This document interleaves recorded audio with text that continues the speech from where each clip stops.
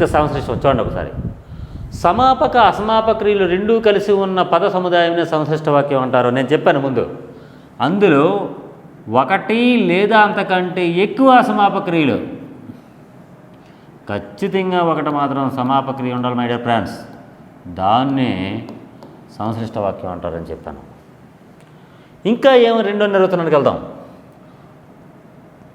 ఒకటి లేదా అంతకంటే ఎక్కువ ఉపవాక్యాలు ఉండి ఒకటి మాత్రం ప్రధాన వాక్యం ఉండడాన్ని డాష్ అంటారు మై డియర్ ఫ్రెండ్స్. జాగ్రత్త, ఇందా చెప్పాను మరలా చెప్తాను, అప్పుడు జాగ్రత్త సింపుల్గా చెప్తాను, జాగ్రత్త చూద్దాం. సంశ్లిష్ట వాక్యం అంటారు. మరలా ఒకటి లేదా ఎక్కువ అసమాపక క్రియలు ఉండి వాడు సమాపక క్రియ ఉంటే ఏమవుతుంది? సంశ్లిష్టం చెప్పాం. ఒకటి లేదా అంతకంటే ఎక్కువ ఉపవాక్యాలు ఉండి ఒక ప్రధాన వాక్యాన్ని ఉండడాన్ని సంశ్లిష్ట వాక్యం అంటాం. ఒకటి లేదా అంతకంటే అసంపూర్ణ అంటే పూర్తి కాదు, అసంపూర్ణ వాక్యాలు ఉండి ఒకట మాత్రం సంపూర్ణ అర్థాన్ని ఇవ్వాలి. సంపూర్ణ అర్థాన్ని ఇచ్చే వాక్యాన్ని ఏమంటారు అంటే మనకి సంశ్లిష్ట వాక్యం. ఈ గుర్తుంచుకోవాలి. ఈ నిర్వచనాలు ఏ నిర్వచనం అయినా అడగవచ్చు, కన్ఫ్యూజ్ అవ్వద్దు, గాబరా పడవద్దు. మనకి గుర్తుపెట్టాలి. ఒక్క మార్కు కూడా చాలా వెరీ వెరీ ఇంపార్టెంట్. ఇంకా సత్రార్థకం, ఛేదర్థకం, అప్యర్థకం, త్వార్థకం 4 అంశాలతో సంశ్లిష్ట వాక్యాలు కలిగి ఉంటాయి. ఎందుకు సార్ అంటే అసమాపక క్రియలు ఉన్నాయి కాబట్టి వాళ్ళందరూ వస్తారు, ఉపవాక్యాలు ఉన్నాయి కాబట్టి వీళ్ళందరూ వస్తారు, అసంపూర్ణ వాక్యాలు ఉన్నాయి కాబట్టి వీళ్ళందరూ వస్తారు, సంపూర్ణ వాక్యాలు ఉంటే వీళ్ళెవరు రారు. చూద్దాం ఒక్కొక్కడిని. ఇగో చూడండి, ఇంపార్టెంట్. ఇందా చెప్పాను కదా, పుట్టినప్పటి నుండి చనిపోయే వరకు రాసుకునే వాక్యాలు డాష్ సంశ్లిష్ట వాక్యాలు. ఎక్కడ ఉండవది, ఎక్కడ ఏ మెటీరియల్లోనూ ఎక్కడో ఏమి ఉండవు. ఇలాంటప్పుడే అనుభవజ్ఞులైనటువంటి మాస్టర్ల యొక్క సలహాలు, సూచనలు మీకు ఉపయోగపడతాయి. ఎక్కడ ఉండదు అది. 2 సామాన్య వాక్యాలను ఒకటిగా కలిపి రాస్తే అది సంశ్లిష్ట వాక్యం. 2 సామాన్య వాక్యాలను ఒకటిగా కలిపి రాస్తే అది సంశ్లిష్ట వాక్యం. ఏ సంయుక్త వాక్యం అవదా? 2 సామాన్య వాక్యాల్లో ఏముంటాయి? 2 సామాన్య వాక్యాల్లో 2 సమాపక క్రియలు ఉంటాయి, లేదా 2 సంపూర్ణమైన అర్థాలు ఉంటాయి. మరి సంపూర్ణమైన అర్థాలు ఇచ్చేటప్పుడు సమాపక క్రియలు లేకపోతే సంశ్లిష్టకు మార్చొచ్చా? మార్చలేము. నేను అడిగిన జాగ్రత్త గుర్తుంచుకోవాలి. అతడు చెట్టు, ఆమె టీచర్. అది చెట్టు, ఆమె టీచర్. అది చెట్టు మరియు ఆమె టీచర్ అని సంయుక్త వాక్యంలో రాయొచ్చు, కానీ సంశ్లిష్ట వాక్యంలో రాయొచ్చా? రాయలేము. అంటే సంపూర్ణ వాక్యాలను సంశ్లిష్ట వాక్యాలలో రాయలేము. మరి ఎప్పుడు రాస్తాం సార్? అసమాపక క్రియలు ఉన్నప్పుడు మాత్రమే ఇందులో రాస్తాము. గుర్తుంచుకోవాలి మై డియర్ ఫ్రెండ్స్. చూడండి, ఇక్కడ ఒక వాక్యం సంపూర్ణ వాక్యమా లేదా ప్రధాన వాక్యమా, అనేక అసంపూర్ణ వాక్యాలా లేదా ఉపవాక్యాలా ఉన్నట్లయితే దాన్ని సంశ్లిష్టం. ఉందా చెప్పాను నేను, నిర్వచనం అంతా అదే. చూడండి, ఏది చెప్పాను అదే అలా వచ్చింది. ఒక వాక్యం అది సంపూర్ణ వాక్యమా ప్రధాన వాక్యమా, అసంపూర్ణ వాక్యాలా ఉపవాక్యాలా అంటే ఇది ఒకటి ఉండాలి, ఇది కానీ ఇవి అనేకమైన ఉండొచ్చు. ఇదే సంశ్లిష్ట వాక్యం. అందరూ అనేక అసమాపక క్రియలు ఒక సమాపక క్రియ ఉంటే దాన్ని సంశ్లిష్ట వాక్యం అంటారు. ఇప్పుడే చెప్పాను దాన్ని. కాబట్టి ఇది నిర్వచనం ఇంపార్టెంట్. అనేక అసమాపక క్రియలు ఒక సమాపక క్రియలు ఉండాలి, ఉంటేనే దాన్ని సంశ్లిష్ట వాక్యం అంటారు. దీనికి మనకి పాస్ట్ కంటిన్యూటర్స్లో వాడతారు ఎక్కువ. రాము ఇంటికి వచ్చి అన్నం తిన్నాడు. ఇందులో ప్రధాన వాక్యం ఎక్కడుంది? అన్నం తిన్నాడు. ఇందులో ఉపవాక్యం ఎక్కడుంది? ఉపవాక్యం ఇంటికి వచ్చి ఏం చేశాడు నాయనా? వచ్చి ఏం చేశాడో చెప్పలా. వచ్చి పూర్తి కాల. ఇప్పుడు పూర్తి కాలేదు, భూతకాలంలో పని పూర్తి కాకపోతే దాన్ని డాష్ అంటాడు. త్వార్థకం అంటే పెట్టాల. వెరీ వెరీ ఇంపార్టెంట్ జత. గతంలో అడిగిన బిట్టు భూతకాలక అసమాపక క్రియను డాష్ అంటారు. మరొకసారి, భూతకాలిక అసమాపక క్రియను డాష్ అంటారు. అసమాపక్రియను ఎప్పుడు పూర్తి కాలేదు మై డియర్ ఫ్రెండ్స్? భూతకాలం, అయిపోయిన కాలంలో. దాన్ని ఏమంటారు సార్? త్వార్థకం. అలా కాకుండా మై డియర్ ఫ్రెండ్స్, త్వార్థకం అనగానేమి అని అడుగుతాడు. ఇలాగిచ్చేసి త్వార్థకం అనగానేమి గతంలో అడిగిన బిట్టో జాత గుర్తించుకోవాలా. త్వార్థకం అనగానేమి అంటే భూతకాలకు అసమాపక్రియ, వర్తమానకాల అసమాపక్రియ, అలాగే భవిష్యత్తు కాల అసమాపక్రియ అంటాడు ఫ్రెండ్స్. అప్పుడు మళ్ళీ మనకి మాస్టర్ ఎంత చెప్పారో ఏది ఆన్సర్ అని గజిబిజి అయిపోయే అవకాశం లేకుండా అది భూతకాలంలో అసమాపక్రియ, వర్తమాన కాలంలో అసమాపక్రియ, భవిష్యత్తు కాలంలో అసమాపక్రియ అనేది మీరు చూడాలి ఫ్రెండ్స్, అనేది మీరు చూడాలి. అలా చూసినట్లయితే మీకు ఆన్సర్ దొరుకుతుంది. చూద్దాం.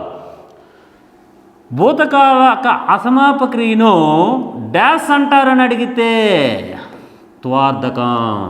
మరి త్వార్థకం అనగా అట్నుంచి రివర్స్. భూతకాలకు అసమాపక్రియ. ఈ రెండూ కాకుండా వాడు వచ్చి, ఏంటొచ్చి? రాముడింటికి వచ్చి అన్నం తిన్నాడు. ఇదే వాక్యం అని అడిగితే సంశ్లిష్ట వాక్యం. అందులో రాము ఇంటికి వచ్చి, ఈ వచ్చి అనేది ఏ క్రియ? భూతకాలకు అసమాపక్రియ. దీన్ని ఏమంటారు? త్వార్థకం అంటారు. ఒక్క బిట్టించోండి, ఎన్ని ప్రశ్నలు వచ్చాయి. అది మనకి జాగ్రత్తగా ఉండాలి. ఇప్పుడు దీన్ని సామాన్య వాక్యములుగా మారిస్తే ఎట్లా ఉంటుంది మై డియర్ ఫ్రెండ్స్? చూద్దాం. రాము ఇంటికి వచ్చాడు. రాము ఇంటికి వచ్చాడు. ఆడు వచ్చి అన్నాడు, మనం వచ్చాడు. మళ్ళీ ఏం చేస్తావు? ఇంకో వాక్యం. రాము అన్నం తిన్నాడు. రాము అన్నం తిన్నాడు. ఇవి సామాన్య వాక్యాలు ఫ్రెండ్స్, గుర్తుంచుకోవాలి. ఇది ఒకటి సామాన్య వాక్యం, ఇది ఒక సామాన్య వాక్యం. ఈ సామాన్య వాక్యాలని సంశ్లిష్ట వాక్యాలుగా మార్చేటప్పుడు ఏం చేయాలి? ఒకటి మాత్రం సమాపక్రియ రావాలని మనకు తెలుసు. మరి ఏది సమాపక్రియ ఉంచాలి, ఏది అసమాపక్రియ ఉంచాలి? వాడు ఒక వాక్యం ఇచ్చేసి మిమ్మల్ని తయారు చేయమంటాడు, సరైన దాన్ని గుర్తించమంటాడు. అప్పుడు దొరికిపోతారు ఫ్రెండ్స్. కాబట్టి అప్పుడు ఏం చేయాలా? ఏ పని అయితే చివర జరిగిందో అది సమాపక్రియ పెట్టాలి. ఇంటికి రావడం ముందా, అన్నం తినడం ముందా ఫ్రెండ్స్? అన్నం తినడం ముందా, ఇంటికి రావడం ముందా? ఇంటికి రావడం ముందు. కాబట్టి అప్పుడు వచ్చాడు అనేటువంటి అసమాపక్రియను మనం ఏం చేయాలి? వచ్చి అని పెట్టాలి ఫ్రెండ్స్. అర్థమవుతుందా? ఇప్పుడు వచ్చి మళ్ళీ రాము అని పెట్టకూడదు ఫ్రెండ్స్. ఎందుకంటే రాము అక్కడ రాము ఇక్కడ రాము ఒకటే కాబట్టి రాము తీసేయాలి. అప్పుడు రాము ఇంటికి వచ్చి అన్నం తిన్నాడు అనేది ఇక్కడ క్రియ. చూడండి ఎన్ని విధాలు. మిమ్మల్ని ఒక వాక్యం ఇచ్చి సంశ్లిష్ట వాక్యంలోకి సరైన దాన్ని గుర్తించండి కానీ, లేదా సామాన్య వాక్యంలోంచి సంశ్లిష్ట వాక్యాలకు మార్పులు చేసేటప్పుడు ఎలాంటి మార్పులు జరుగుతున్నాయి అని చూడమని చెప్పమన్నప్పుడు కానీ, త్వార్థకం అనగానని కానీ, అసమాపక్రియ అనగానేమని కానీ ఎక్కడైనా బిట్ ఇవ్వచ్చు మై డియర్ ఫ్రెండ్స్. జాగ్రత్తగా పరిశీలించాలి. ఈ పార్ట్ చాలా చాలా చాలా ఇంపార్టెంట్. 10 సార్లు ఎందుకు చెప్తున్నానంటే అనేకమైన బిట్లు వచ్చినాయి ఇక్కడ. చూడండి ఒకసారి. అతను మాట్లాడుతూ అన్నం తింటున్నాడు. ఏ కాలంలో ఉందో చెప్పగలరా ఫ్రెండ్స్? వర్తమాన కాలంలో.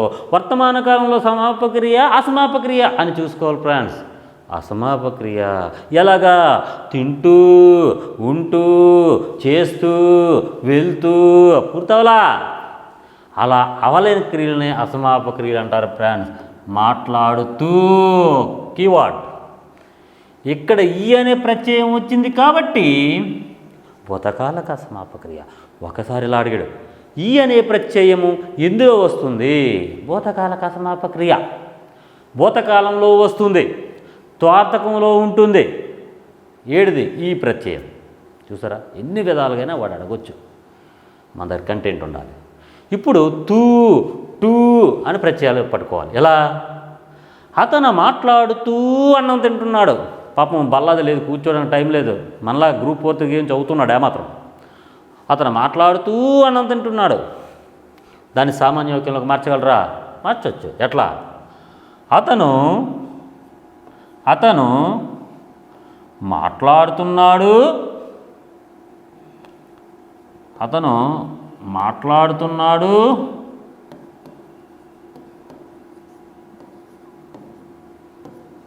అతను అన్నం తింటున్నాడు. అన్నం తింటున్నాడు. ఇది 2 సామాన్య వాక్యాలు ఫ్రెండ్స్.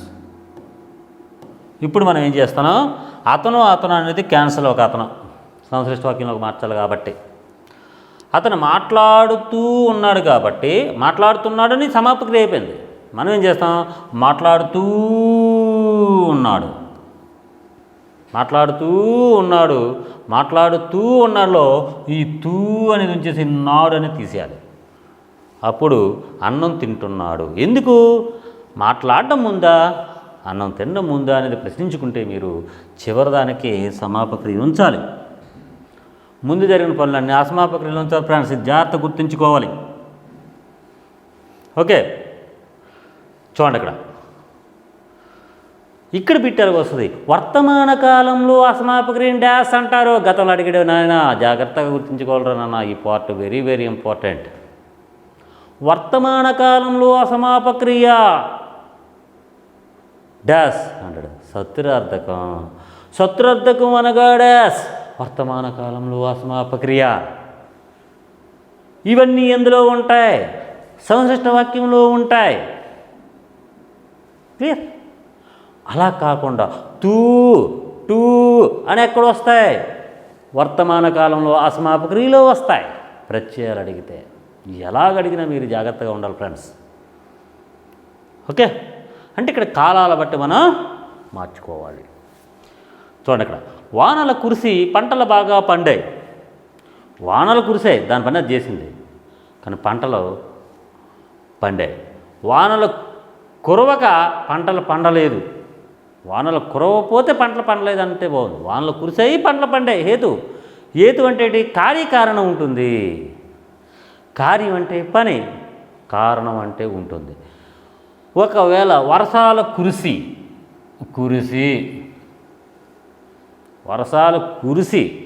వర్షాలు కురిసాయి కాబట్టి కార్యం జరిగింది. మరి కారణం ఏంటి, కార్యం వర్షాలు కురవడం కారణం. వర్షాలు కురిసి కారణం. కార్యం ఏం జరిగింది, పంటలు బాగా పండాయి. ఇక్కడ అసమాపక్రియ ఏది, కురిసాయి అనలా, కురిసి అనడం హేతు అంటే కార్యకారణ సంబంధం ఉంటుంది. చూడండి, ఆయన సరిగ్గా తినక చిక్కిపోయాడు. తిన్నక్క అక్క. ఏంటి కీ కోడ్, అక్క.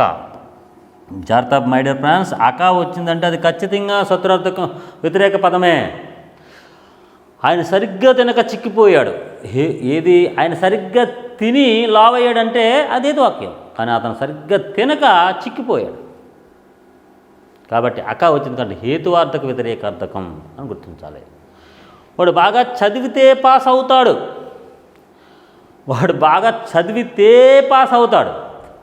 Condition if clause main clause లాగా. వాడు బాగా చదివితే పాస్ అవుతాడు. గుర్తుంచుకోవాలా ఏంటనైనా, భవిష్యత్ కాలం అసమాపక్రియ.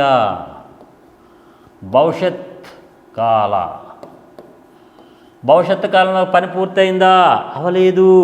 ఏం అవలేదు, ఎక్కడ, చదివితే అంటున్నాడు. భవిష్యత్తు కాలంలో అసమాపక్రియను డాష్ అంటారు. ఛేదార్థకం అంటారని గుర్తించాలన్నా. ఛేదార్థకం అనగా డాష్ అంటాడు. భవిష్యత్తు కాలంలో అసమాపక్రియను పెట్టాలి. మరి భవిష్యత్తు కాల అసమాపక్రియలు ఈ ప్రత్యయాలు ఉంటాయి. తే అది గుర్తుంచుకోవాలి. వస్తే, ఉంటే, చేస్తే అంటాడు. కండిషన్. మరి టూ ఎక్కడ వస్తాయి, సత్రార్థకం. ఎక్కడ, వర్తమాన కాలంలో అసమాపక్రియ. అలా కాకుండా ఈ ఎక్కడ వస్తుంది, భూతకాలకు అసమాపక్రియ. భూతకాలంలో అసమాపక్రియ ఈ ప్రత్యయం. వర్తమాన కాల అసమాపక్రియలకు కీవర్డ్స్ టూ. మరి భవిష్యత్తు కాలంలో అసమాపక్రియలకు కీవర్డ్స్ టే, ఉంటే, చేస్తే. ఇవన్నీ కూడా చక్కగా ఆ కీవర్డ్స్ పట్టుకుంటే మనకు అర్థం.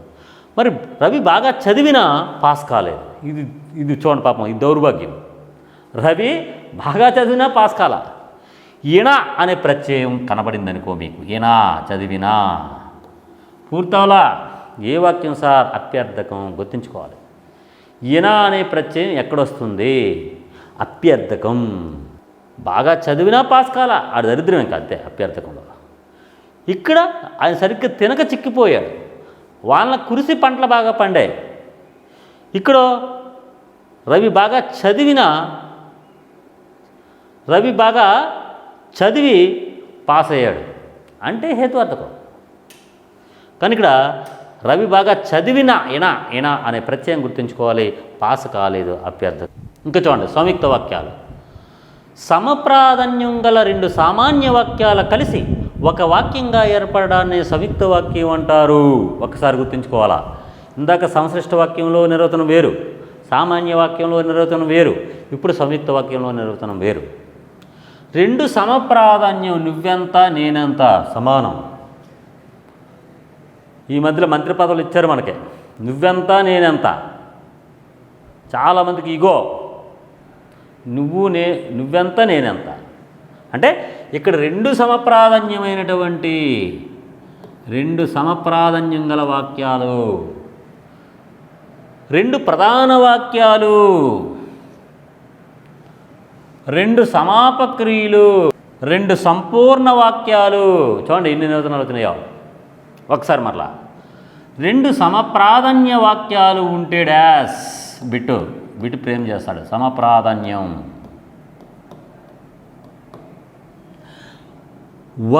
రెండు లేదా అంతకంటే ఎక్కువ ప్రధాన వాక్యాలు ఉంటే డాష్. ఆడేం కండిషన్ పెట్టాడు చూడండి. రెండు లేదా అంతకంటే ఎక్కువ, ఒకటే కంటే రెండు కంటే ఎక్కువ ఉండాలి. ఇక్కడ రెండు సమప్రాధాన్యం ఉండాలి, ఇక్కడ రెండు ప్రధాన వాక్యాలై ఉండాలి. రెండు లేదా అంతకంటే ఎక్కువ సమాపక్రియలు ఉన్నట్లయితే డాష్. చూసారా బిట్టు ఎలా ప్రేమ చేస్తున్నాడో? ఇదే ఇచ్చాడు. గతంలో నేను అడిగిన అన్ని బిట్ల కింద వచ్చినవే. రెండు లేదా అంతకంటే ఎక్కువ సంపూర్ణ అర్థాన్ని ఇచ్చే వాక్యాలు డాష్. చూసారా, సంపూర్ణ అర్థాలు ఇచ్చేటువంటి ఇవన్నీ కూడా మనకి సంయుక్త వాక్యాలు వస్తాయి. ఇక్కడ చూడండి, దీనినే మహావాక్యం అంటారు. కలుపుతాం కాబట్టి. దీన్ని సంకలన సంబంధం, సంకలనం అంటే కూడిక, వికల్పం అంటే వ్యతిరేకం, అంటే వైరుధ్య సంబంధం. కొన్ని సామాన్య వాక్యాలు ఒకే కర్త గల ఒకసారి ఉపయోగించేటప్పుడు వాడి మధ్య ఉన్న సంబంధాన్ని సంకలన సంబంధం అంటారు. ఉదాహరణ, రమణ కవిత్వం రాస్తాడు, నాటకాలు వేస్తాడు, ఉపన్యాసాలు ఇస్తాడు, ఉద్యమాల్లో పాల్గొంటాడు. చూడండి, రమణ ఎన్ని వాక్యాలు ఉన్నాయో. రమణ కవిత్వం రాస్తాడు ఒకటే, రమణ నాటకాలు వేస్తాడు రెండు, రమణ ఉపన్యాసాలు ఇస్తాడు మూడు, రమణ ఉద్యమాల్లో పాల్గొంటాడు నాలుగు. ఎన్ని సామాన్య వాక్యాలు ఉన్నాయి? నాలుగు. మహావాక్యాలన్నా సంయుక్త వాక్యాలన్నా ఒకటే. ఇప్పుడు ఒక్కసారి చూడండి, ఒకటి కంటే ఎక్కువ సమప్రాధాన్యం ఉన్న వాక్యాలు డాష్ సంయుక్త వాక్యం, ఒకటి కంటే ఎక్కువ ప్రధాన వాక్యాలు ఉన్నవి డాష్ సంయుక్త వాక్యం.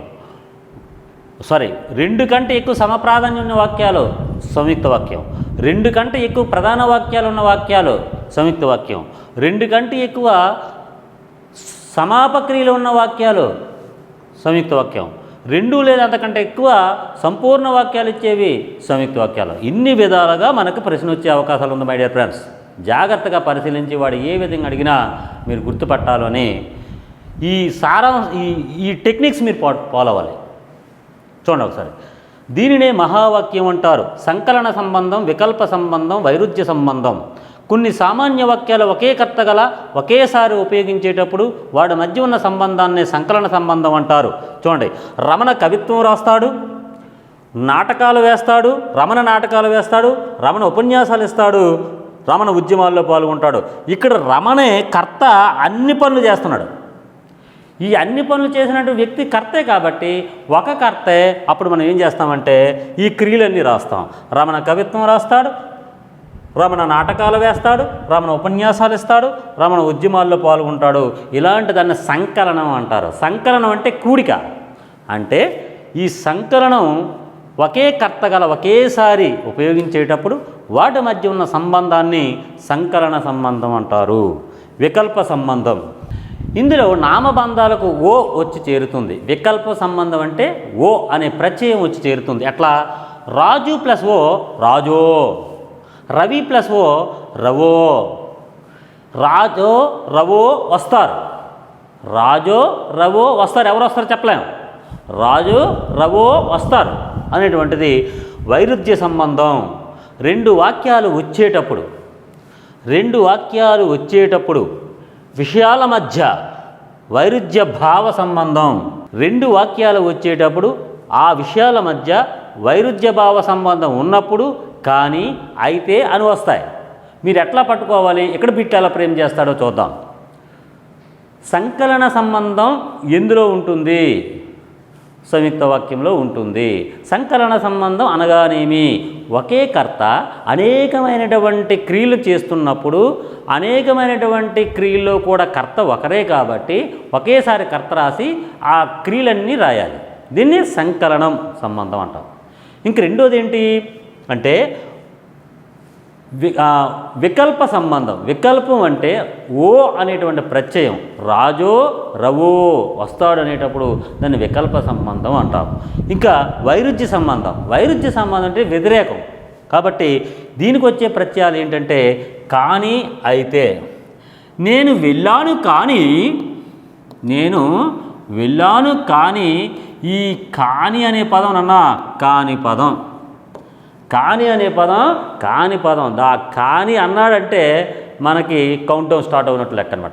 ఈ కాని తెలుగులో కాని పదం. ఎలా అంటే నేను వెళ్ళాను కానీ వాడు లేడు. నాకు ఆ సినిమా ఇష్టమే కానీ చూడలేకపోయాను.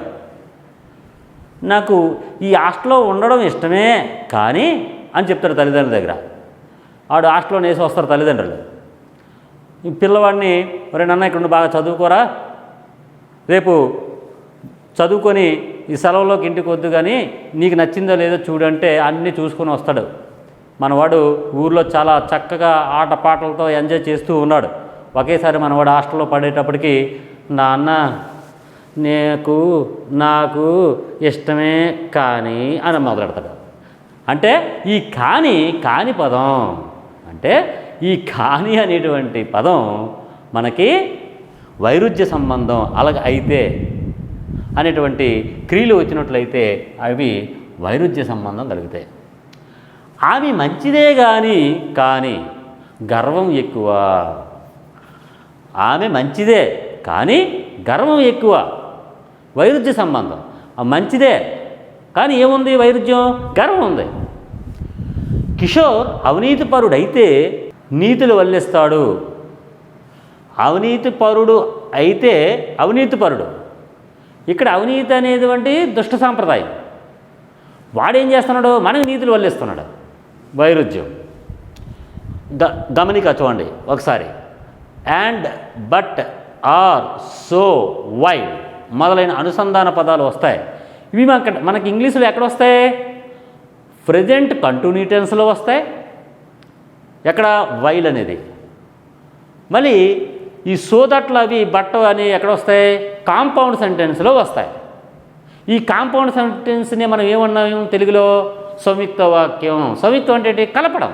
అనుసంధ పదాలు వస్తాయి అని చూసుకున్నప్పుడు తెలుగులో మరియు అని కానీ, అంటే మరియు. ఈ బట్టనం కదా కాని పదం. లేదా అందుచేత, అప్పుడు అనే పదాలు వస్తాయి. అర్థాన్ని బట్టి వాక్య భేదాలు చూడండి. ఒకటి నిక్షయార్థక వాక్యం. నిక్షయార్థక వాక్యము. నిక్షయార్థక వాక్యం అంటే declarative sentence. Very very important. ఈ వాక్యాల్లో నుంచి కానీ అక్కడ కానీ ఒకటి లేదా రెండు ప్రశ్నలు వస్తాయి. జాగ్రత్తగా పరిశీలించాలి అభ్యర్థులు. Very very important. నిక్షయార్థకము అంటే డిసైడింగ్.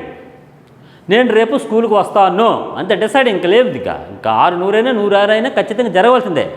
దాన్ని ఇంగ్లీష్లో డిక్లరేటివ్ సెంటెన్స్ అంటారు. రెండో చోట వ్యతిరేకార్థక వాక్యాలు, దీన్ని నెగిటివ్ సెంటెన్స్ అంటాం. వ్యతిరేక వాక్యాలు. ప్రశ్నార్థక వాక్యాలు, దీన్ని పార్ట్స్ ఆఫ్ స్పీచ్లో ఇంటరోగేటివ్ సెంటెన్స్ అని ఉన్నాయి మనకి. ఎక్స్క్లమేటరీ సెంటెన్స్, ఇంటరోగేటివ్ సెంటెన్స్ అని పార్ట్స్ ఆఫ్ స్పీచ్లో మీకు ఇంగ్లీష్లో ఉంటాయి. అదే ఇక్కడ మనకు ప్రశ్నార్థక వాక్యాలు ఇంటరోగేటివ్ సెంటెన్స్. అలాగే విద్యార్థిక వాక్యాలు ఇంపాక్టివ్. విద్యార్థికి అంటే మీరు వెళ్ళండి, మీరు చెయ్యండి, మీరు ఉండండి, మీరు బాగా చదవండి అని ఆజ్ఞలు జారీ చేస్తాం. పై అధికారి కింద అధికారులకు జారీ చేసేవేంటి? ఆజ్ఞలు. ఆజ్ఞలు ఏ అధికారం అంటే విద్యార్థిక వాక్యాలు. నిషేధార్థక వాక్యాలు ప్రొహిబిషన్ అంటాం. జమ్మూ కాశ్మీర్లో ఇంతకుముందు ఆ రాష్ట్రంలోకి వెళ్ళడానికి ప్రొహిబిషన్ ఉండేది. ఈరోజు ప్రత్యేక రాష్ట్రం అవడం వల్ల 370 ఆర్టికల్ నిషేధం చేయడం వల్ల ఈరోజు భారతీయులైన ఎవరైనా ఆ రాష్ట్రాన్ని సందర్శించవచ్చు కొన్ని నియమ నిబంధనలతో. దీన్ని ప్రొహిబిషన్, నిషేధం. ప్రొహిబిటెడ్ ఏరియా అంటాడు. మనకి ఇంజక్షన్ దాబా ఇచ్చేటప్పుడు కానీ ఆ ప్రదేశంలో కానీ ప్రొహిబిటెడ్ అంటాడు. అటువైపు వద్దు, వెళ్ళొద్దు, ఉండొద్దు, చేయొద్దు, వినొద్దు, అలా దు అనేటువంటి ప్రత్యయంలో నిషేధార్థక, దీన్ని ప్రొహిబిటెడ్ సెంటెన్స్ అంటాం. ప్రేరణార్థక వాక్యం ఉంది, దీన్ని క్యాసనేటివ్ అంటాం. మనం ఈరోజు గ్రూప్ 4 కానీ లేకపోతే ఇంకో ఈ ఉద్యోగాన్ని కొట్టడానికి కానీ మనలో లోపల ప్రేరణ ఉంది. ప్రేరణార్థం చాలా వెరీ వెరీ ఇంపార్టెంట్. ప్రతి మనిషిలో కూడా ప్రేరణ లేకపోతే ఆ పని ముందుకు వెళ్దాం. ప్రేరణ అంటే క్యాసోనేటివ్ సెంటెన్స్ అంటే ప్రేరేపించేవాడు ఒకడుంటాడు, ప్రేరేపించబడేవాడు ఇంకొకడు ఉంటాడు. జాగ్రత్త. దీనికి కీవర్డు ఇంచు. తినిపించు, చదివించు, పరిగెట్టించు, చేసేవాడొకడు, చేయించేవాడొకడు. దీని కీవర్డ్ ఏంటి? ఇంచు. దాన్ని క్యాసోనేటివ్ సెంటెన్స్ అంటాం. ఆశ్చర్యార్థక వాక్యం, దీన్ని ఎక్స్క్లమేటరీ. ఆశ్చర్యార్థం, ఓ మై గాడ్, అలా జరిగిందా, ఓహో, అద్భుతం, అలాస్. ఇవన్నీ ఇంగ్లీష్లోని, తెలుగులో కూడా ఆశ్చర్యార్థక వాక్యాలు ఉంటాయి. ఇంకా ఆశీర్వాదక వాక్యాలను బెనిడిక్టివ్ సెంటెన్స్ అంటారు. బిఈఎన్ఈ, బెనిడిక్ట్. బెనిడిక్టివ్ అంటే ఏంటంటే బెనే సెనేరియా అనే 2 పదాల నుంచి బెనిడిక్టివ్ అనే పదం వచ్చింది. ఇది రోమన్ క్యాథలికులు అక్కడికి వచ్చినటువంటి ఫీస్ట్, అంటే అక్కడ అతని హోదా ఉంటుంది కదా, ప్రార్థన చేసేటువంటి ఫీస్ట్, అక్కడ వాళ్ళకి దీవించడం అనేది, అక్కడికి వెళ్ళే వాళ్ళు దీవించేటువంటి విధానం రోమన్ క్యాథలికుల్లో ఉండేది. ఆ పదం నుంచి మనకి బెనిడిక్టివ్ సెంటెన్స్ అనే పదం, ఇంగ్లీష్ పదం వచ్చింది. మన తెలుగులో దాన్ని ఆశీర్వాదక వాక్యాలు అంటాం. ఇది ఒక్కొక్కటి ఏంటో ఒకసారి మళ్ళీ చూద్దాం. సందేహార్థక వాక్యాలు, దీన్ని సెంటెన్స్ ఎక్స్ప్రెసింగ్ డౌట్స్. ఎక్స్ప్రెషన్ అంటే డౌట్స్ అనమాట. వికల్పార్థక వాక్యాలు, కండిషనల్ సెంటెన్స్. వికల్పార్థక వాక్యాలు అంటే ఇప్ క్లాజ్ అండ్ మెయిన్ క్లాజ్ అని మనం ఇంగ్లీష్లో అంటాం. దీన్ని వికల్పార్థక వాక్యాలు అంటాం. నువ్వు వచ్చినట్లయితే మా ఇంటికి నేను వస్తాను, నువ్వు బాగా చదివినట్లయితే నువ్వు పాస్ అవుతావు. ఇట్లా వికల్పార్థక కండిషనల్ సెంటెన్స్. అనుమత్యార్థక వాక్యాలు పర్మిషన్. మన పిల్లలు మే ఐ కమిన్ సార్ అంటారు, shall I may come in sir అంటారు. అంటే నేను లోపలికి రావచ్చా అంటే ఒకళ్ళు పర్మిషన్ తీసుకున్న వాళ్ళు, ఒకళ్ళు ఇచ్చేవాళ్ళు. దీనిలో తెలుగులో ఏమంటాం? అనుమతిలో కీవర్డు ఇచ్చు. రావచ్చా, ఉండొచ్చా, వెళ్ళొచ్చు, చేయొచ్చు, చు అనే పదం మనం తీసుకోవాలి. ప్రార్థనార్థక వాక్యాల్లో రిక్వెస్టింగ్, దయచేసి కలమ ఇవ్వండి, దయచేసి ఈ రూటు ఎక్కడికి వెళ్తుందో చెప్పండి, దయచేసి సాయం చేయగలరు. ఈ దయచేసి అనేది మనం రిక్వెస్ట్, ప్రార్థన చేస్తున్నాం అన్నమాట. ఈ వాక్యాలను ఒక్కొక్కటే చూద్దాం. నిశ్చయార్థక వాక్యం డిక్లరేటివ్ సెంటెన్స్లో ఒకే భావాన్ని కానీ ఒక అభిప్రాయాన్ని కానీ స్పష్టంగా చెప్పడం. ఒకటే గుర్తుంచుకోండి, స్పష్టంగా, తిరిగి లేకుండా, స్పష్టంగా, ఖచ్చితంగా అని అర్థం. దాన్ని భావార్థక నిర్దేశ వాక్యాలు అంటారు. నిశ్చయార్థకం కానీ భావార్థకం కానీ నిర్దేశ వాక్యాలు. నిర్దేశం అంటే డిసైడింగ్. అతను బ్యాంక్ మేనేజర్, ఇంక తిరిగిలేదు. ఇంకా నేను గ్రూప్ 4 సాధిస్తాను, నిశ్చయార్థకం, డిసైడింగ్ షాట్. ఇంకా 100 సాధించి తీరుతాడు గ్రూప్ 4. నేను ప్రొబేషన్ ఆఫీసర్, బ్యాంక్ పిఓ అవుతాను, ఇంకా డిసైడింగ్, ఇంకా నిశ్చయార్థకం. వ్యతిరేకార్థక వాక్యం నెగిటివ్ సెంటెన్స్. వ్యతిరేకార్థక వాక్యాన్ని అభావార్థక వాక్యాలు అంటారు. లేదు, లేక, శబ్దం, పదప్రయోగం ఉంటుంది. రాజారావుకు డాక్టర్ డిగ్రీ లేదు, రాజారావుకు డాక్టర్ డిగ్రీ లేదు, వ్యతిరేక వాక్యం. ఆమె పరీక్షలో ఉత్తీర్ణ కాలేదు, వ్యతిరేకార్థక వాక్యం. ప్రశ్నార్థక వాక్యాలు చూడండి. ఇంటరోగేటివ్ సెంటెన్స్ అంటే సాధారణంగా ఏ భాషలోనైనా ప్రశ్నార్థక వాక్యాలు 3 రకాలుగా ఉంటాయి. మన ఇంగ్లీష్లో కూడా ఉంటాయి. మన తెలుగులో 3 రకమైనటువంటి ప్రశ్నార్థకాలు ఏంటంటే వాక్యాంతం. ఈ వాక్యంలో అంతంలో ఆ అని చేరుతుంది. నువ్వు ఉపాధ్యాయుడివా, లేదా నువ్వు విద్యార్థివా, విద్యార్థివి ప్లస్ ఆ విద్యార్థివా. ఇది వాక్యాంత శబ్దాపేక్ష. ఇంకా వాక్యేతర శబ్దాపేక్ష ప్రశ్నలు, విషయ నిర్ధారక ప్రశ్నలు. ఎందుకు, ఏమిటి, ఎలా, ఇవన్నీ కూడా విషయ నిర్ధారక ప్రశ్నలు. వాక్యేతర శబ్దాపేక్ష ప్రశ్నలు కదు, అవును అనేటువంటి ప్రశ్నలు వస్తాయి. ప్రశ్నలకు ఒకటే గుర్తుంచుకోండి, ప్రశ్న మార్కు ఉంటుంది. ఆశ్చర్యార్థకానికి ఖచ్చితంగా ఉంటుంది. ప్రశ్నార్థక వాక్యాన్ని గుర్తించాలి. Questionnaire interrogative sentence. ఇది ఎక్స్క్లమేటరీ సెంటెన్స్. దీన్ని ఆశ్చర్యార్థక వాక్యములు అంటారు. ఆశ్చర్యార్థక వాక్యంలో ఎప్పుడెప్పుడు వస్తాయి సార్? సుఖదుఖాలు, బాధలు, అలా అద్భుతాలు, మహా అద్భుతాలు, జుగుప్స జరిగినప్పుడు, దుఃఖం జరిగినప్పుడు ఈ ఆశ్చర్యార్థకాలు వాడతాం. చూడండి, వాక్యాంత శబ్దాపేక్ష ప్రశ్నలు. శబ్ద ఆపేక్ష, ఆపేక్ష అంటే కోరిక. పవన్ కళ్యాణ్ ముఖ్యమంత్రి అవుతాడా? ఎప్పుడు? 2024కి ఆంధ్రప్రదేశ్ పవన్ కళ్యాణ్ ముఖ్యమంత్రి అవుతాడా? లేదా నారా చంద్రబాబు నాయుడు ముఖ్యమంత్రి అవుతారా? లేదా వైఎస్ రాజశేఖర రెడ్డి కుమారుడైనటువంటి జగన్మోహన్ రెడ్డి ముఖ్యమంత్రి అవుతారా?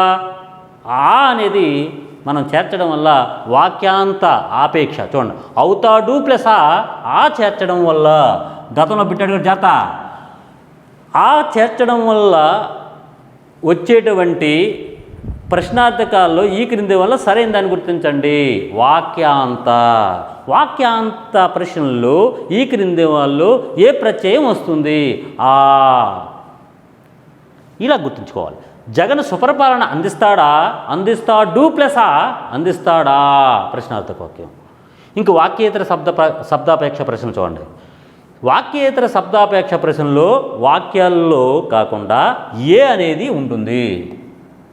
ఎందుకు, ఏమిటి, ఎలా, ఎక్కడ.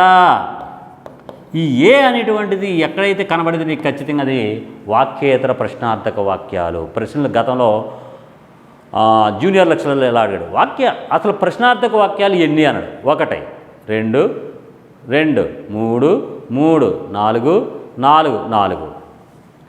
ప్రశ్నార్థక వాక్యాలు 3 అని టిక్ పెట్టాలి. అంటే గతంలో ఇక్కడ బిట్టు ఎట్లా ఫ్రేమ్ చేశాడనమాట. చూడండి, ఎవరు, ఎప్పుడు, ఎక్కడ, ఎలా.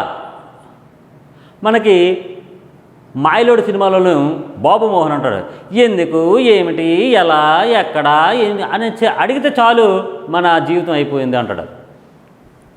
దీన్ని ఇంగ్లీష్లో WHతో మొదలు పెడతాం. WH. ఇవన్నీ ఇంగ్లీష్లో ప్రశ్నార్థక వాక్యాలే. WHతో వచ్చింది. What, where, why, whom. ఇవన్నీ వాక్యేతర ప్రశ్నాపేక్ష ప్రశ్నలు. ఇంకా చూడండి, ఇక్కడ మీరెవరు ఖచ్చితంగా ఆన్సర్ ఇవ్వాల్సిందే. వారిలో ఎవరితో మాట్లాడుతున్నారు? ఎవరితో ఏ. మీరెవరు ఏ. మీరు ఎందుకు నవ్వుతారు? ప్రశ్నార్థకం ఉంచాలి. మీరు ఎందుకు నవ్వుతారు? ఎందుకు. ఈ రకమైనటువంటి వాక్యేతర ఆపేక్ష ప్రశ్నలు అంటారు.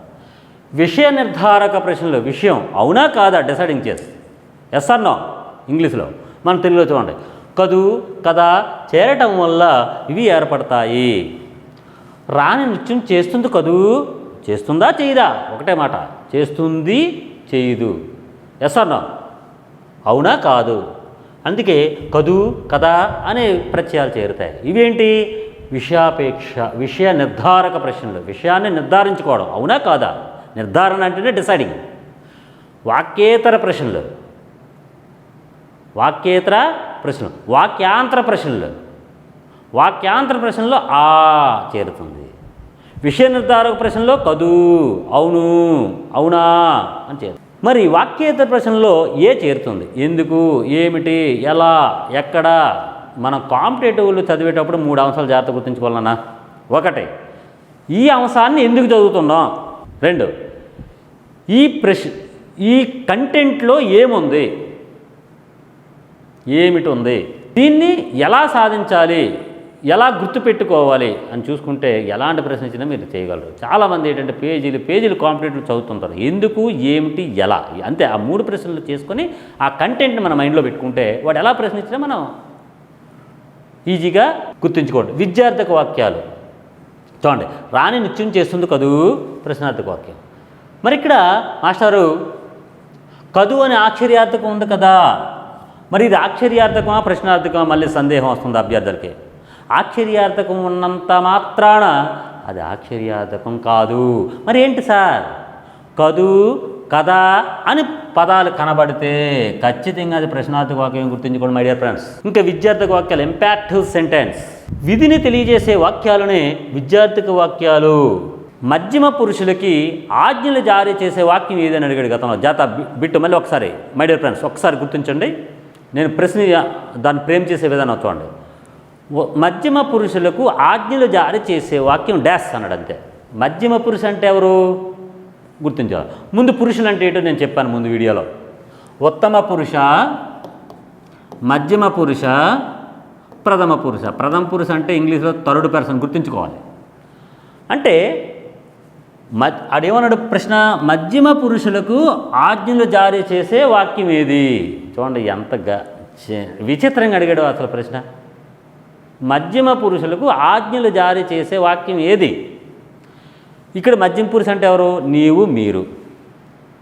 ఇప్పుడు నేనున్నాను ఉత్తమ పురుష.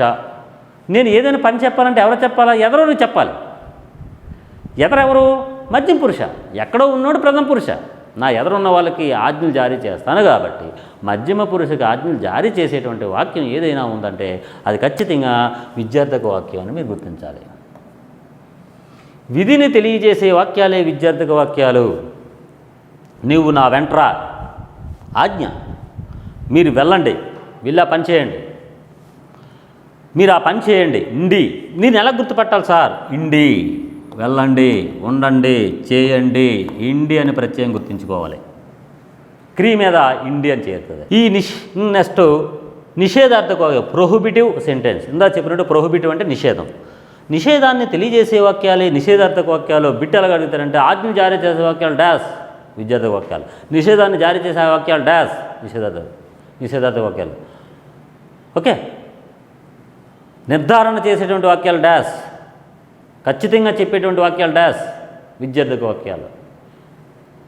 ప్రశ్నార్థకాన్ని సూచించేవి ప్రశ్నార్థక వాక్యాలు. ఆశ్చర్యాన్ని కలిగించేవి, సుఖదుఖాలను వివరించేవి ఆశ్చర్యార్థక వాక్యాలు. నిరతంలో అడిగేటప్పుడు అలా చేయాలి, ఉదాహరణలు ఇచ్చేటప్పుడు ఇది ఏ వాక్యం అని గుర్తుపెట్టమంటే అలా గుర్తుపెట్టాలి. 2, మద్యం తాగరాదు, నిషేధాన్ని తెలియజేసే మద్యం తాగరాదు. సురాపానం, పూర్వం సురాపానం మనకి ఉండేది. ఈ సురాపానం ఇప్పటికీ కూడా మనకి ఎక్కువ ఆదాయం మన రాష్ట్రంలో ఈ సురపానం వల్లే వస్తుంది. తాగుబోతులందరూ కూడా ఇది తాగితే ఆ వచ్చిన వాళ్ళ శరీరాలు గుల్ల చేసుకొని వాళ్ళ ఇల్లులు నాశనం చేసుకొని ఈ సురాపానాన్ని తాగిన తర్వాత వచ్చిన ట్యాక్సీపై సుమారుగా మనకి అనేకమైనటువంటి ఉద్యోగస్తులకు జీతాలు ఇచ్చే పరిస్థితి ఏర్పడింది ఇప్పుడు.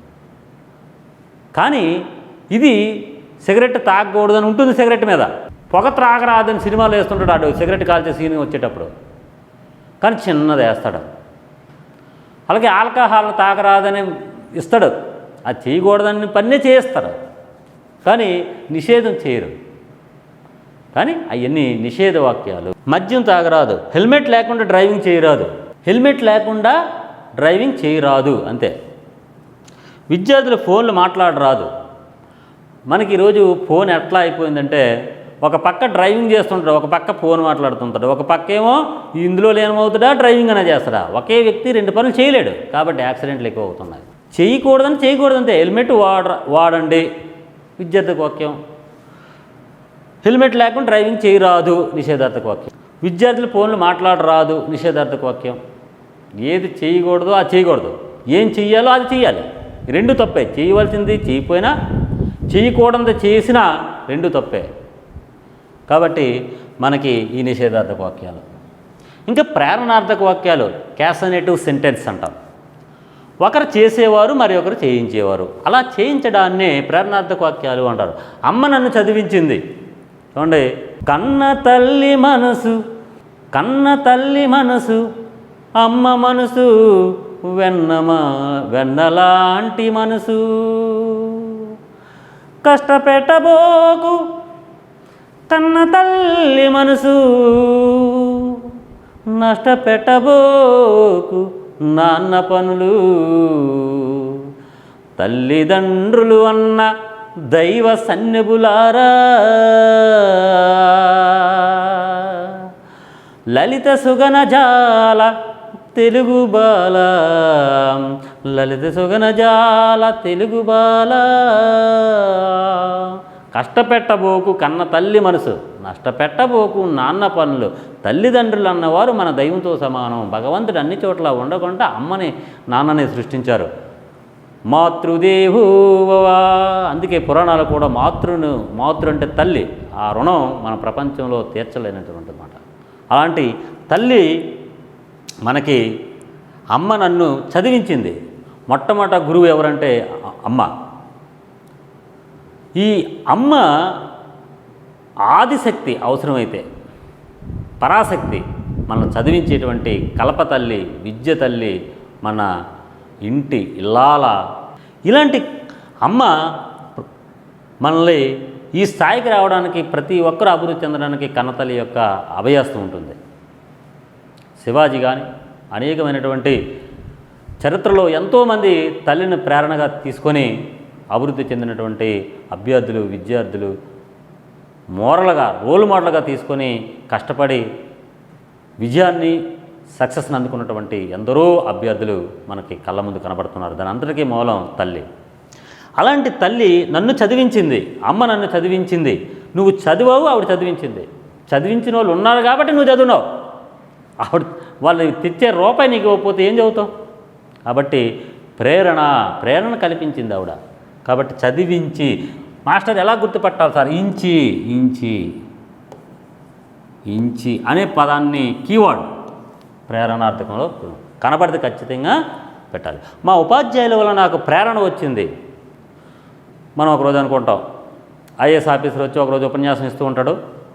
ఇస్తే నేను ఇలా చదివాను, అలా చదివాను అంటే 1 గంట 2 గంటలు అతను చెప్తూ ఉంటాడు. మనం ఆ రోజు మనం ఇలా అతనిలాగా అయిపోవాలనుకుంటాం. అంటే ఏమైంది? బాహ్య ప్రేరణ వచ్చింది. మరి ఏ ప్రేరణ కావాలి సార్? అంతర్గత ప్రేరణ కావాలి. నీలో నువ్వు అనుకోవాలి, నువ్వు చెయ్యాలి, నువ్వు సాధించాలి, నువ్వు స్థాయికి రావాలి. ఇది ప్రేరణ. అంతర్గత ప్రేరణ ఉండాలి. అంతర్గత ప్రేరణ లేనంత రొద్దు బాహ్య ప్రేరణ అప్పుడు వరకే పనిచేస్తుంది. కాబట్టి ప్రేరేపించేవాడు ఒకడు ప్రేరణ. చూడండి, ఈ మధ్య అచ్చులన్నీ జరుగుతున్నాయి. కారణం, ప్రేరణ ఏదో చేస్తున్నారు. ఒకరు చేసేవాళ్ళు ఒకరు మోటో చేస్తారు, ఇంకొకరు అందులో లీనమైపోతారు. A1 A2 ముద్దాలుగా మారిపోతారు. అంటే ప్రేరణ, మోటివేషన్. ఆశ్చర్యార్థక వాక్యాలు ఎక్సలోమేటరీ సెంటెన్స్. ఆశ్చర్యం, సంతోషం మొదలైన భావాలను వెల్లడించే వాక్యాలే ఆశ్చర్యార్థక వాక్యాలు. అయ్యో అలా జరిగిందా, చూడండి, ఓహో ఎంత బాగా చెప్పావు, అద్భుతంగా చెప్పినప్పుడు. ఇవన్నీ ఆశ్చర్యార్థక వాక్యాలు. ఆశీర్వాదక వాక్యాలని బెనిడిక్టివ్ సెంటెన్స్ అంటారు. ఆశీస్సులను తెలియజేసే వాక్యాలని ఆశీర్వాదక వాక్యాలు అంటారు. నీకు శుభం కలుగాక, గాక కానీ, కాక కానీ, లేదా ఇస్తూ కానీ కనబడతాయి.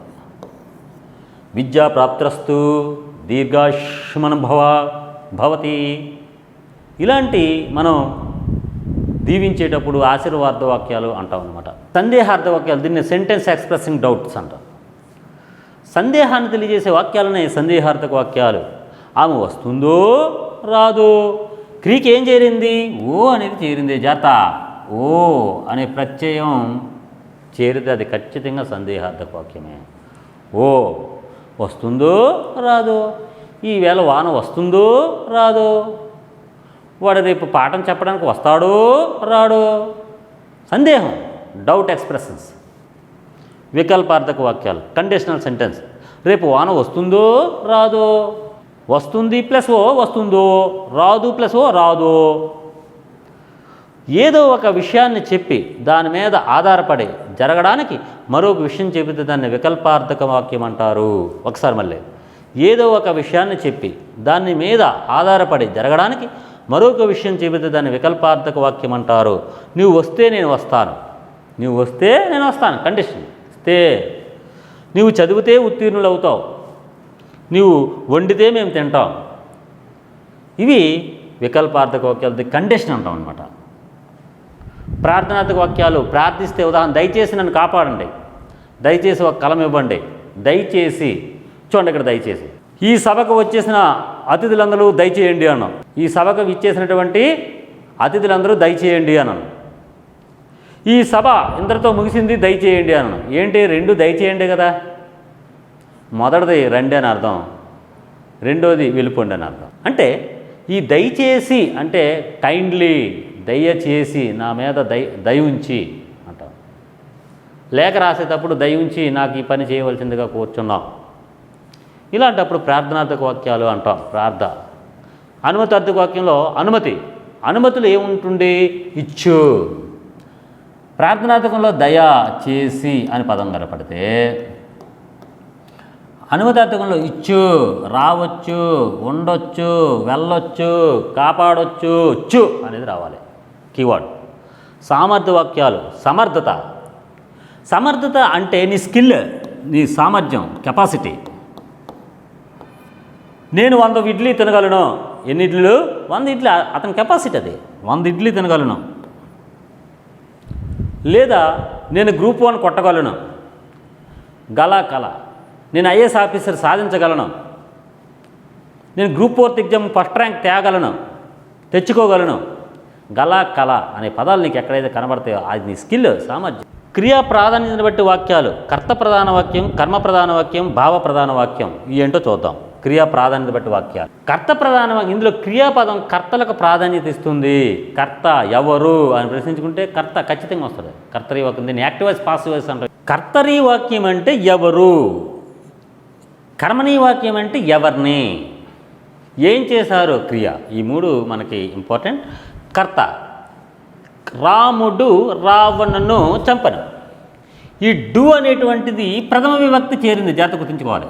ప్రథమ విభక్తి చేరితే అది కర్తరి వాక్యం, తిరిగిలేదు ఇంకా. ప్రథమ విభక్తి. ఇక్కడ ను అనేటువంటిది రావణును, ను అనేది కర్మ. ఇప్పుడు ప్రశ్నలు వేద్దాం. ఎవరు చంపారు? ఆన్సర్ రాముడు. ఎవరిని చంపారు? ఆన్సర్ రావణుడు. ఏం చేశారు? చంపారు. కర్మ ప్రధాన వాక్యం. ఇందులో క్రియాపదం కర్మకు ప్రాధాన్యతనిస్తే దాన్ని కర్మ ప్రధాన వాక్యం అంటాడు. ఇప్పుడు చూడండి, ఈ రావణుడు ఇందాక ప్రథమ విభక్తిలో ఉన్నటువంటి రాముడు ద్వితీయ విభక్తికి వెళ్ళిపోతాడు, అంటే తృతీయ విభక్తికి వెళ్తాడు. ఇక్కడ ఉన్నటువంటి రావణ ప్రథమ విభక్తిలోకి వస్తాడు. గుర్తుంచుకోవాలి మై డియర్ ఫ్రెండ్స్, ఇక్కడ జాగ్రత్తగా ఇది అడిగాడు. కర్తరీ వాక్యం కర్మనీ వాక్యంలోకి వచ్చేటప్పుడు మార్పులు సరైన దాన్ని గుర్తించండి. అప్పుడు నువ్వేం చేయాలి అంటే కర్త అంటే ఎవరు, కర్మ అంటే ఏంటి, క్రియ అంటే ఏంటో తెలుసుకోవాలి. ఫస్ట్ పాయింట్, కర్తలో ఎవరున్నారు, కర్మలో ఎవరున్నారు, క్రియలో ఎవరున్నారు చూసుకోవాలి. కర్మనీ వాక్యంలోకి మార్చేటప్పుడు ఏం చేయాలి అంటే కర్తరీ వాక్యంలో ఉన్నటువంటి రాముణ్ణి తృతీయ విభక్తిలో చేత అనేది తీసుకెళ్ళాలి. చేత కానీ చే కానీ చేరుతాయి. కర్మనీ వాక్యంలో ఉన్నటువంటి ద్వితీయ విభక్తిలో ఉన్నటువంటి నూను మనం ప్రథమ విభక్తులు రావణుడు. క్రియకు బడు అనే క్రియ చేర్చాలి. ఒకటే గుర్తుంచుకోండి అన్న, వాక్యంలో చేత కానీ చే కానీ కనపడిందనుకో బడు అని కానీ, కర్మనీ వాక్యంలో చేత బడు అని ఉంటుంది, డిసైడింగ్ సార్. కర్తరీ వాక్యంలో ఉండదు. కర్తరీ వాక్యంలో కర్తకి ప్రథమ విభక్తి వస్తుంది, కర్మనికి ద్వితీయ విభక్తి వస్తుంది. చంపను అదే కాలంలో ఉందో చంపను, చంపేను, చంపేసను, చంపుతాడు, ఇట్లా వస్తుంది. భావ ప్రధాన వాక్యం ఇంప్రెషనల్ వెబ్ ఉపయోగించి విధేయాంశం చెప్పటం భావ ప్రధాన వాక్యం. మీ రాకచే సర్వ సౌభాగ్యాలు రావటం మొదలైనవి. భావార్థకం అంటే టం అనేది వస్తుంది. రావటం, వెళ్ళటం, ఉండటం. మీరు ఉండటం మాకు సౌఖ్యం, మీరు రావటం మాకు ఆనందం. టమ్ అని వస్తే ఖచ్చితంగా ఎలాగా పట్టుకోవాలి అంటే భావార్థకంలో టమ్ అని వస్తుంది. భావార్థకంలో టమ్ వస్తుంది. కర్తరి వాక్యంలో కర్త ప్రథమ విభక్తిలోను కర్మ ద్వితీయ విభక్తిలోను ఉంటుంది. కర్తలో ఇందా చెప్పుకున్నాను. కర్త ఎక్కడ ఉంటుంది? ప్రథమ విభక్తిలో, అందుకే డు. కర్తరి వాక్యంలో కర్మ ద్వితీయ విభక్తిలోనూ ఉంటుంది, నువ్వులో ఉన్నది. కర్మణీ వాక్యంలో కర్మని ప్రథమ విభక్తి వచ్చేసింది, కర్మణీ విభక్తి కాబట్టి డు వచ్చింది. కర్త తృతీయ విభక్తి వచ్చింది, చేత చెంతడంతో స్త్రీకు బడు చేరింది, ఇగో బడు. చంపెను చంపబడ్డాడు. చంపెను అనేది ఎందులో ఉంది? భూతకాలంలో ఉంది. భూతకాలంలో క్రియను చంపబడ్డాడు అంటావా, చంపబడతాడు అంటావా? చంపబడ్డాడు అంతే క్రియ. ఇలా బడు అనమాట. ఇంకా అయినా ప్రత్యక్ష వాక్యం పరోక్ష వాక్యం గుర్తుంచుకోవాలి. వాక్యం అంటే ఏంటి, సామాన్య వాక్యం అంటే ఏంటి, సంశ్లిష్ట వాక్యం అంటే ఏంటి, సంయుక్త వాక్యం అంటే ఏంటి, నిర్వచనాలు ఏంటి, అసలు వాక్యం ఆసక్తి లేదా ఆకాంక్ష లేదా ఆసక్తి ఆకాంక్ష యోగ్యత అనే దగ్గర చెప్పుకుంటూ సామాన్య వాక్యం సంశ్లిష్ట వాక్యం సంయుక్త వాక్యం చెప్పుకుంటూ చెప్పుకున్న తర్వాత మనం వచ్చినటువంటి అంశాల్లో ఒకటే సమాపక్రియ అసమాపక్రియలో చెప్పుకున్నాం. సామాన్య వాక్యంలో మళ్ళీ క్రియారహిత క్రియాసహిత చెప్పుకున్నాం. సంశ్లిష్ట వాక్యాల్లో శత్రుర్థకం చేదార్థకం తమన్నార్థకం అప్యార్థకం చెప్పుకున్నాం. ఆ తర్వాత సంయుక్త వాక్యంలోకి వచ్చేటికి సంకలన సంబంధం చెప్పుకున్నాం, వికల్ప సంబంధం చెప్పుకున్నాం, వైరుధ్య సంబంధం చెప్పుకున్నాం. తర్వాత వచ్చినప్పుడు వాక్యాల్లో రూపాన్ని బట్టి వాక్యాలు, అలాగే ఆశీర్వాదక వాక్యం, అనుమతార్థక వాక్యం, ప్రేరణార్థక వాక్యం, నిషేధార్థక వాక్యం, వాక్యాలన్నీ ఒకసారి మనం చెప్పుకోవడం జరిగింది. ఈ తర్వాత వచ్చినటువంటి అంశాల్లో ప్రత్యక్ష వాక్యం పరోక్ష వాక్యం, ప్రత్యక్ష వాక్యం పరోక్ష వాక్యం దగ్గర ఉన్నాం. ఈ వాక్యాలు చాలా ఇంపార్టెంట్ అయినా ఖచ్చితంగా రెండు బిట్లు వస్తాయి, ఒకటి కానీ రెండు కానీ చూడాలి. ప్రత్యక్ష కథనం ఏమి లేదు నాన్న, నేను ఇప్పుడు పాఠం మీ ముందు చెప్తున్నాను, అది ప్రత్యక్ష కథనం.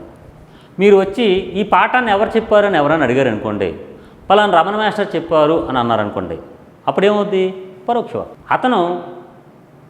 అతడు తను అని వస్తుంది. నేను అని నా గురించి చెప్పుకున్నాను అనుకో ప్రత్యక్షం.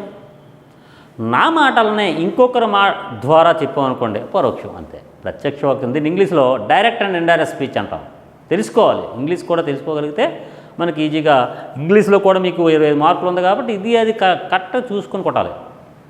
ప్రత్యక్ష వాక్యం పరోక్ష వాక్యం, direct speech and indirect speech. ప్రత్యక్ష కథనం ఉత్తమ పురుష కథనంతో నేరుగా చెప్పదలుచుకున్న అంశాలను ఉద్ధరణ చిహ్నాలు ఇన్వర్టెడ్ కామాలు ఉంచి చెప్పి తదనంతరం అని అనేకారకం చేర్చి వాక్యాన్ని పూర్తి చేసినట్లయితే దాన్ని ప్రత్యక్ష కథనం అంటాడు. ఆడి చెప్పారు, మొత్తం వివరణ ఇచ్చాడు. ఇందులో ఒక్కొక్క పాయింట్ వివరిందాం. ఫస్ట్ పాయింట్ ఏం చెప్పాడన్నా, ఉత్తమ పురుషులో ఉంటుంది ప్రత్యక్ష కథనం. Right point. ఉత్తమ పురుష అంటే మీకు తెలుసు ఏంటి, నేను మేము అనేది ఉంటుంది. రైట్. రెండో పాయింట్ ఏంటి, నేరుగా చెప్పదలుచుకున్న అంశాలను ఉద్ధరణ చిహ్నాలు ఉంటాయి. రెండో పాయింట్ ఏంటమ్మా, ఇన్వర్టెడ్ కామా ఉంటుంది. రెండో పాయింట్.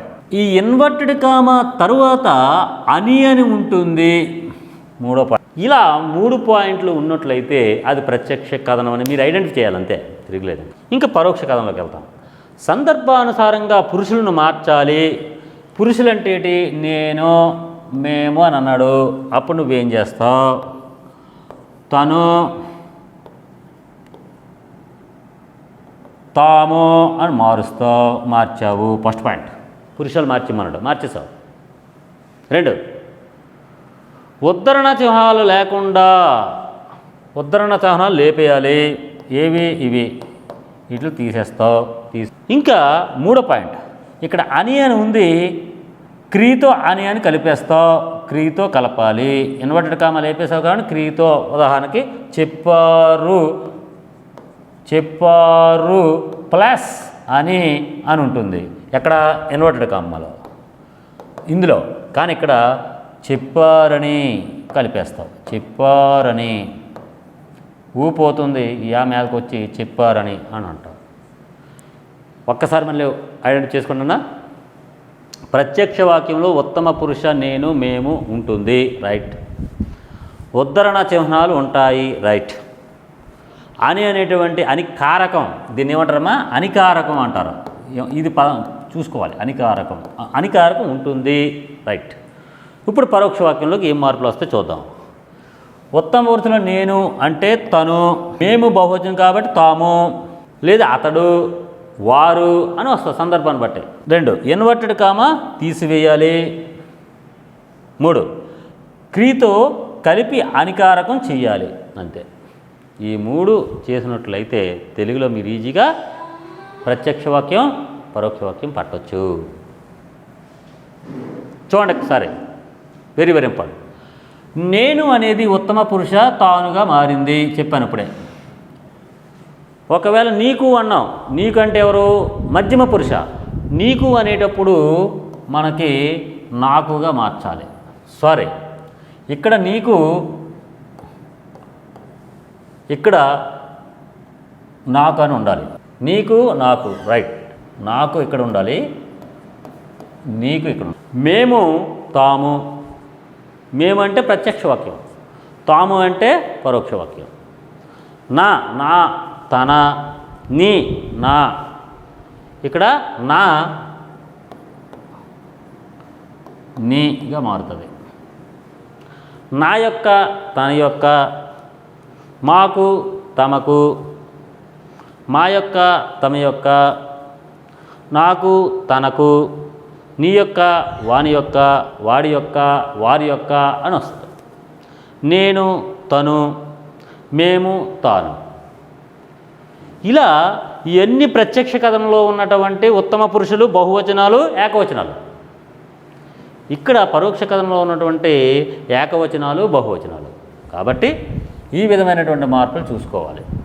ఇప్పుడు మేము, తాను తాము, నీవు, వాడు అతడు ఆమె. నీవంటే మధ్యం పురుషులకు చెప్తున్నావు. మధ్యం పురుషులు చెప్పేటప్పుడు ఎందులో ప్రథమ పురుషులు వాడాలి. మీరు మధ్యం పురుషులు బహువచనం అంటున్నాం, అప్పుడు వారు, పైగా వారు, వారుగా పై మార్పులు ఉంటాయి. పై విధంగా మార్పులు పురుషాల్లో ఉంటాయి. ఒకటే గుర్తుంచుకున్న ఉత్తమ పురుషాన్ని కూడా నేను అనేది తాను, మేము అనేది తాము, తాను తాము అని ఉన్న ఏం లేదు. వాక్యాలు చూసుకోవాలి ముందు. మధ్యం పురుషులు నీవు అనేటప్పుడు మీరు, నీవు మీరు. నీవు అంటే నా నీగా మారుతుంది. నా యొక్క తన యొక్క, మా యొక్క తమకు, మా యొక్క తమ యొక్క, నాకు తనకు అనేవి మార్చుకునేటప్పుడు చూసుకో. నాకు అన్ని విషయాలు తెలుసు అని రవి అన్నాడు. ఇక్కడ నాకు అనేది అన్ని విషయాలు, నాకు ఇన్వర్టెడ్ కామా పెట్టాలి. నాకు అన్ని విషయాలు తెలుసు అని, తెలుసు దగ్గర ఇన్వర్టెడ్ కామా ఉంచి అని రవి అన్నాడు అని చెప్పాలి. ఇప్పుడు పరోక్ష వాక్యంలో ఇక్కడ నాకు ఏమవుతుంది? తనకు, తనకు సేమ్ ఉత్తరం హలాదించాలి. తనకు అన్ని విషయాలు తెలుసునని ఇన్వర్టెడ్ కామా తెలిసి, తెలుసునని రవి అన్నాడు. ప్రత్యక్షం. నేను నీతో రాను అని రమేష్ నీతో అన్నాడు. నేను తానుగా మారింది. నీతో రానని రమేష్ నీతో అన్నాడు. అంటే ఉన్న విషయాన్ని అలా యాజ్ ఇట్ ఈజీగా చెప్పాలి. కానీ పురుషాలు మారుతాయి, క్రియలు మారుతాయి. ఆధునిక వాక్యాలు లేదా ఆధునిక వచనం కాలాన్ని అనుసరించి, ప్రాంతాన్ని అనుసరించి, సందర్భాన్ని బట్టి భాష మారుతూ ఉంటుంది. ఈ మార్పులు చేసేటప్పుడు ము, ఇంబు అనేవి సున్నాగా మారుతాయి. ఎడాగామాలు పోయి వ్యవహారంలోకి మారుతుంది. ముఖ్యంగా క్రియా స్వరూపాలు మారుతాయి. మా ఆజ్ఞను గమనింపవో, మా ఆజ్ఞను గమనించలేదా? ఆ పరివ్రాజకుడు చెప్పగా విని మిక్కిలి కిన్నుడునైదని గతంలో ఎగ్జామ్లో వచ్చింది, జాత వినాలి. ఆ సన్యాసి చెప్పింది విని చాలా బాధపడ్డాను. కిన్నుడు అంటే బాధ. పరధన అపహరణము కంటే తిరియుటే మంచిది. పర అంటే ఇతరుల ధనం దొంగతనం చేయడం కంటే ముష్టెత్తుకోవడం మంచిది అని ఇది గ్రాంధికంలో ఉంది. ఇది మన వ్యవహారంలో మార్చాం. ఇది ఆధునిక వాక్యంలో. ఇంతకుముందు చెప్పుకున్న ఆధునిక వాక్యాలన్నీ కూడా నెక్స్ట్ వస్తే అందులో కూడా చెప్పుకుంటాం. వ్యతిరేక క్రియలు చదివి, చదవక, అక చేరిస్తే చాలు. చదివి, చదవక, రాసి, రాయక, పాడి, పాడక, తిని, తినక, ఆడి, ఆడక, చూసి, చూడక, గెంతి, గెంతక, తన్ని తన్నక, తన్ని తన్నక, విని వినక, కొట్టి కొట్టక. అక చేరితే చాలు అవి వ్యతిరేక క్రియలు. తూ అనేటువంటి ఎక్కడ వస్తాయి? తూ అండ్ టూ. చూస్తూ శత్రుత్వం, వింటూ టూ, చేస్తే తింటే అయితే చేదర్థకాలు. ఈ ప్రత్యయాలు నేను చెప్పాను. ఈ ప్రత్యయాలు గుర్తుంచుకుంటే చాలా అది ఎందులో ఉందో మీకు తెలిసిపోద్ది. ఈ త్వార్థకాలు, ఈ అంటే చేసి, ఇవన్నీ త్వార్థకాలు ఉన్నాయి. చదివి రాసి పాడి ఈ ప్రత్యయం వచ్చింది, అందుకే ఈ త్వార్థకాలు. అలాగే వెళ్తూ, వస్తూ, వెళ్తూ. తూ ఎక్కడున్నాయి? ఇదిగో తూ అండ్ టూ, ఈ రెండు కూడా సత్రార్థకాలు. వర్తమాన కాలంలో అసమాపక్రియలు ఏమంటారని చెప్పాను, సత్రార్థకాలు. భూతకాలంలో అసమాపక్రియలు ఏమనంటారు? త్వార్థకం అంటారు. భవిష్యత్ కాలంలో అసమాపక్రియలు ఏమంటారు అంటే భవిష్యత్తు కాలంలో అసమాపక్రియలను చేదార్థకాలు అంటారు. తే, అయితే, తే, టే, ఉంటే, అది తెస్తే, ఇస్తే చేదార్థకాలు. కొట్టి, పెట్టి తమన్నార్థకాలు. తమన్నార్థకాలు అవుతున్నాయి, మళ్ళీ త్వార్థకాలు అవుతాయి. త్వార్థకం అనగా ఇక్కడ చూడండి, వెరీ వెరీ ఇంపార్టెంట్. గతంలో చాలాసార్లు అడిగాడు, నేను చెప్పాను అప్పుడే. భూతకాలకు అసమాపక్రియ ఈ కారంతో అంతంలో ఆడి, తిని, చదివి, వెళ్ళి, చేసి. అంటే ఆ వాక్యంలో క్రియలో ఈ చేరుతుంది. ఉత్తరార్థ వర్తమాన కాల అసమాపక్రియ తూ, టూ అంతంలో ఉంటాయి. ఆడుతూ, తింటూ, చదువుతూ, వెళ్తూ, చేస్తూ అంతంలో ఉంటాయి. అంతంలో ఉంటాయి. ఏ అంతంలో ఉంటాయి? క్రియాంతంలో. ఎక్కడ క్రియాంతంలో ఏముంటాయి? ఈ కారం ఉంటుంది. చేదత కార్యకారణ సంబంధాన్ని తెలిపే వాక్యాలనే తే, అయితే, తే, టే, ఆడితే చేదర్థకం. ఆడితే, తింటే, చదివితే, వెళ్తే, చేస్తే. ఇవి చాలా చాలా ఇంపార్టెంట్ మై డియర్ ఫ్రెండ్స్. ఇవి జాగ్రత్తగా మీరు పరిశీలించినట్లయితే 1-2 ప్రశ్నలు ఇందులో జాగ్రత్తగా వస్తాయి. వాక్యాలు వెరీ వెరీ ఇంపార్టెంట్. చూడండి, గమనిక. ప్రశ్న ఉంటే చిన్న కీవర్డ్స్ మీకు తయారు చేశాను. ఇవన్నీ మాస్టర్ ఇవన్నీ గుర్తుంచుకోవాలా, ఎలా సార్ అని మీరు చాలామంది అభ్యర్థులు భయపడవలసిన అవసరం లేదు. దానికి ఒక కీవర్డ్స్ తయారు చేశాను, ఒక్కసారి గుర్తుంచుకోండి. ప్రశ్న ఉంటే ప్రశ్నార్థక వాక్యం గుడ్డిగా, ఆశ్చర్యం ఉంటే ఆశ్చర్యార్థకం, కారణం ఉంటే కార్యకారణం ఉంటే కార్యం అంటే పని, కారణం ఉంటుంది ఏదో అర్థకం. ధు అనే ప్రియ కనబడితే వద్దు, వెళ్ళొద్దు, ఉండొద్దు అని నిషేధార్థకం. ఇండి అనేటువంటి వాక్యం ఉంటే చేయండి, ఉండండి విద్యార్థకం. ఇచ్చు అనేటువంటి ప్రత్యయం వస్తే రావచ్చు, ఉండొచ్చు, వెళ్ళొచ్చు అనుమతార్థకం. దయచేసి అని దయ అని కనబడితే మీరు ప్రార్థనార్థకం. సింపుల్గా మీరేం భయపడాల్సిన అవసరం లేదు, ఖచ్చితంగా ఒక మార్క్ మీరు గ్యారంటీ. నిశ్చయార్థకంలో నువ్వు, వచ్చాను, వెళ్తాడు, డు అనే ప్రత్యయాలు కానీ నువ్వు అనే ప్రత్యయాలు కలబడతాయి. సందేహార్థకంలో ఓ, వెళ్తాడో వెళ్ళడో. ఆశీర్వాదంలో కాక, గాక అనేటువంటి వస్తాయి. దీర్ఘాయుష్మాన్ గాక, దీర్ఘాయుష్మాన్ వర్ధిల్లుగాక, చిరంజీవి వర్ధిల్లుగాక, విద్యాప్రాప్తస్తు. ఇవన్నీ కూడా గల, కళ అని వస్తే నేను చేయగలను, నేను ఉండగలను అని క్రియల మీద చేరిస్తే అది సామర్థ్యార్థక వాక్యం. ఈయన అనే ప్రత్యయం వస్తే అది అప్యర్థక వాక్యం. చదివినా, వెళ్ళినా అని. తదన్మార్థకం భూత, భవిష్యత్తు, వర్తమాన కాలంలో నువ్వు ఉంటుంది, చదువుతాను, వెళ్తాను, ఉంటాను, ఇంకా అన్ని కాలాల్లో అదే నువ్వు వస్తుంది. కర్త, కర్మ, క్రియ అనేది కర్తరీవాక్యం. కర్మ, కర్త, క్రియ కర్మణీ వాక్యంలో చేతాబడు అని చేరితే మీకు కీవర్డ్స్ ఇవన్నీ. చేతాబడు అని కర్త ఖచ్చితంగా కర్మణీ వాక్యాన్ని గుర్తించండి. ఆ వాక్యంలో 4 అంశాలు ఉంటాయి. ఈ చేతాబడు ఎక్కడంతో చూసుకోండి, పురుషాలు మార్చు. ఏ కర్త, కర్మ క్రియ కర్తగా మారుతాయి. ప్రత్యక్ష వాక్యంలో కర్మణీ వాక్యం ఉంటుంది. పరోక్ష వాక్యంలో ప్రత్యక్ష వాక్యంలో కర్తరీ వాక్యం ఉంటుంది. పరోక్ష వాక్యంలో కర్మణీ వాక్యం ఉంటుంది. అని ఉంటుంది. పరోక్ష వాక్యంలో కలిసిపోయి ఉంటుంది, క్రియ మీద ఉంటుందని, ఉంటుంది అని ఉంటుంది. ఇక్కడ ఉంటుందని అని కలిసిపోతుంది, ఉంటుందని. ఆధునిక వాక్యంలో ము చేరుతుంది, సున్నాలు పోతాయి, ఇంబులు పోతాయి. గ్రాంధిక వాక్యంలో ఇంబు ఉంటుంది. మీరు ఆధునిక వాక్యంలో ము చేర్చాలి. అలాగే ఎడాగములు ఉండవు. గ్రాంథికంలో యూలు ఉంటాయి, యాలు ఉంటాయి, అవి తీసివేయాలి. ఆధునిక వాక్యంలో వచ్చేటప్పుడు మూ చేరుతుంది. ఇదంతా కీవర్డ్స్ అమ్మ ఇప్పుడు వరకు మనం చెప్పుకున్నటువంటి అంశం. కాబట్టి భయపడకుండా ప్రాక్టీస్ చేయగలిగితే మీకు ఈజీగా మనకి చక్కని మార్కులు వస్తాయి మై డియర్ ఫ్రెండ్స్. కాబట్టి అందరూ కూడా చక్కగా ఈ అంశాలని ప్రాక్టీస్ చేసి గ్రూప్ 4 అనేటువంటి ఎగ్జామ్ అనేటువంటి మహాసముద్రంలో మీరు విజయం సాధిస్తారని కోరుకుంటూ మీ వెంకటరమణ మాస్టర్.